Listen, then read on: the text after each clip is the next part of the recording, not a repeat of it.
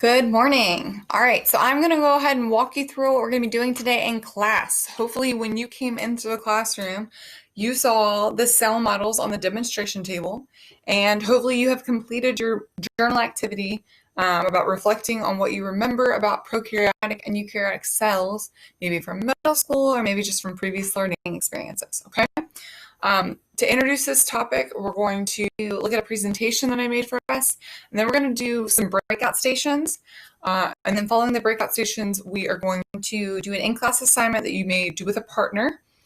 And then it is important, though, it's critical that you ask me questions when you have them, because we are going to have an exit quiz at the end of class. It's going to be 10 questions, and it'll be the last 10 minutes of class. I want to find out what you learned today and what you are walking away with. All right, so let's get started. So, plan of action. We are going to do a quick refresher. What are cells? We're going to differentiate between eukaryotic and prokaryotic cells. We're going to look at the different structures, general structures in each of the cells. And then we're going to also look at the degree of complexity for each cell. All right, so cells are, go ahead and shout out some answers. I think they're little things. I remember learning in middle school they're like the building blocks of stuff. Great memory, right. Cells are the basic building blocks of all living organisms. So if it's living, it has cells. It might have one cell, it might have hundreds of cells, but it's going to have cells. All right. So I want you to take a look at these two photos. Although they may look pretty similar, there are some differences, and I want you to go ahead and shout them out. The bottom one has a pink flower in front of the frog, and the top one does not. I noticed that there's an orange leaf on top, and that same orange leaf is green on the bottom. I noticed that there's mushrooms on the top bottom right corner, but there's no mushrooms on the bottom. The snail shell on the bottom is blue, but the snail shell on top is like an orangish brown color. I also noticed that there's a flower, a little white flower, hiding behind the snail on the top, but there's no flower behind him on the bottom. Yeah, great observations. So in science, it's really important to train our eyes to look out for differences and similarities within the organisms or within the material that we're looking at in the classroom. So that is what we're going to do with prokaryotic and eukaryotic cells today. Right, so taking a look at this slide here, we've got a eukaryotic cell on the left and a prokaryotic cell on the right. And without knowing anything about these cells, can you go ahead and tell me some differences that you see just in the pictures themselves? Well, they're different shapes. One has like a tail. They both have different shapes inside of them. Yeah, these are great observations. Yeah, they're definitely valid. Okay, so go ahead and tell me some similarities that you see. Well, each cell has stuff inside of them. Well, I'm guessing that both of those arrows in the middle mean that they both have the DNA, the ribosomes, and cell membrane. Yeah, so those are all great points. So let's go ahead and dive deeper into what is exactly in each of these structures. So in order to discuss in further detail what is in these cells, the components, and what the functions of those components are, I want to go ahead and take a brief overview with the Amoeba sisters in this video. It's going to be 5 minutes. Your job is to take quick notes, and we are going to use those notes to then submit answers to a mind map after. So that's going to be your one time to have your cell phone out. You're going to submit your answer through either the cell, the text message number that I'm going to post. It's also on the whiteboard behind me so that you can take a look at that if you missed it on the screen, or you can go and type in the URL in your browser. Okay, so go ahead, let's watch this video.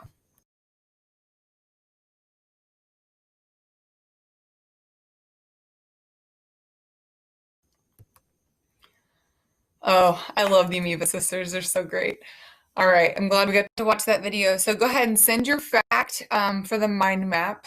Um, you can either do it through the Poll EV URL.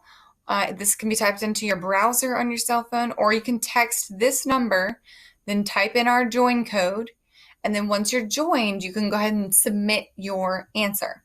Okay, so let's hop over here and look at our mind map.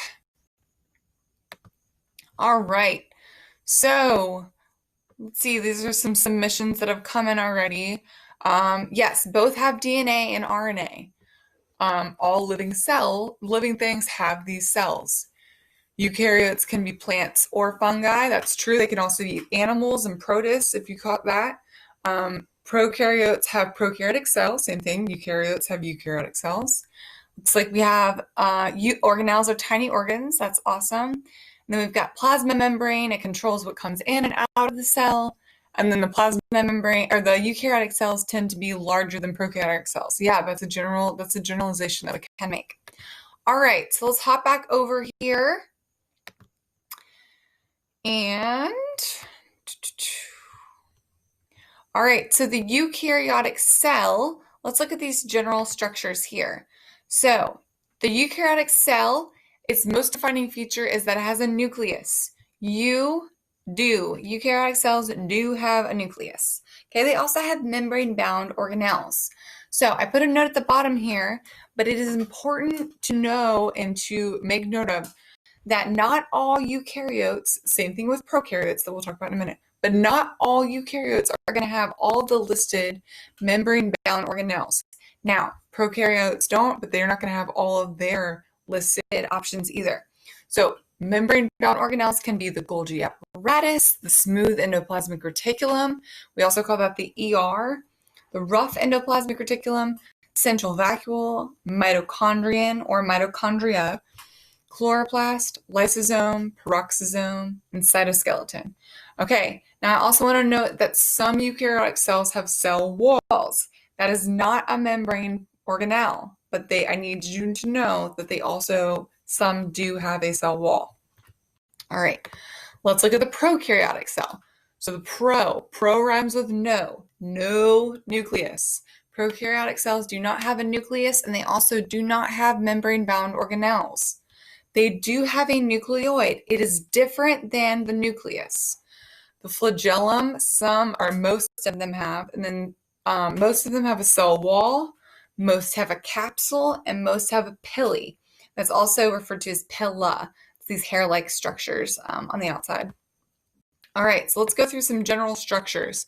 So both eukaryotic and prokaryotic cells have cytoplasm, which is the cellular fluid inside the cell. Ribosomes, that's the area for protein synthesis. So this guy right here, he's producing these proteins through this assembly line you see. All right, and those proteins are molecules which carry out work, okay? DNA, that's the genetic material in each cell. And DNA is an important thing that we're going to continue to talk about this during this semester. The cell or plasma membrane, those words can be used interchangeably, okay? So the cell plasma membrane is the inner outer cell boundary, all right? The boundary separates the inner cell, where we just talked about that cytoplasm was, from the outer cell where that extracellular fluid is. You don't need to know that term, but that's what that is, extracellular fluid on the outside there. Okay, let's look at the structures here. So we have the Golgi apparatus, and these 6 structures on this slide right here are all going to be found in eukaryotes. The Golgi apparatus is going to package secretory materials. Let's look at the root word of that there. This secretories, to secrete. So when you cry, you're secreting tears, okay? So it packages secretory materials that are going to exit. They also produce lysosomes. So let's use it as mentioning lysosomes. Let's pop down here. Whenever you see lyse, it means to break apart, So lysosomes break apart or dismantle and recycle components. Those components can be food, debris, bacteria, or worn organelles. All right, Let's hop back up here. Smooth endoplasmic reticulum, smooth ER. It synthesizes lipids. So lipids are fats and oils. They're insoluble in water. They cannot dissolve in water. And the smooth ER also detoxifies in the cell. The rough ER produces secretory proteins. So we talked about those secretory materials being packaged over here. They're produced in the rough ER. The central vacuole, it looks like a little jelly-filled bean right here. This is going to produce turgor pressure in the cell, which we'll talk about turgor pressure later on. It's going to recycle, and it's also containing pigments needed some in plant cells. The mitochondria, this releases energy from food by respiration. It's the powerhouse of the cell. One should think of the mitochondria as the gas tank of a car. Without that gas being released as energy for the car to go, the car's not going anywhere. So the mitochondria has to release energy in order for the cell to work. All right, the chloroplast. This is where glucose, which is sugar, is produced by photosynthesis, okay? That's where this happens. Peroxisomes dispose of toxins, so they clean out.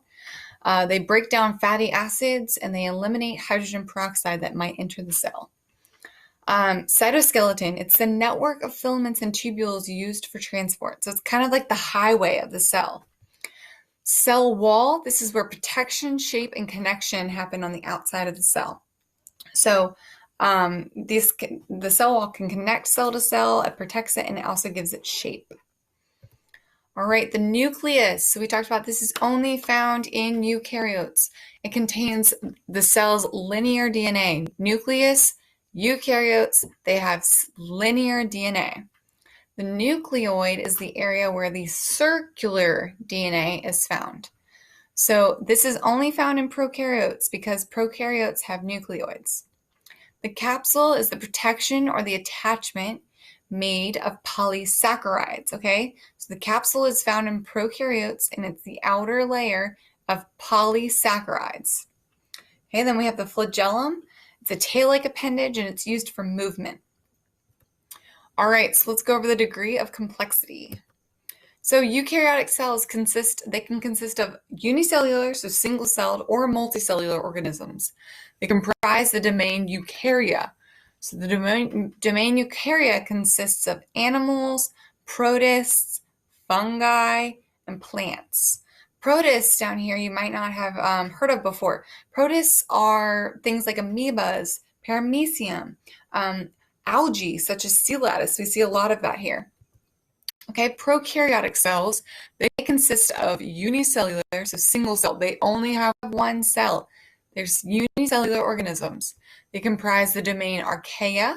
Archaea are organisms found in extreme environments. So you might find archaea in the hydrothermal vents at the bottom on the seafloor.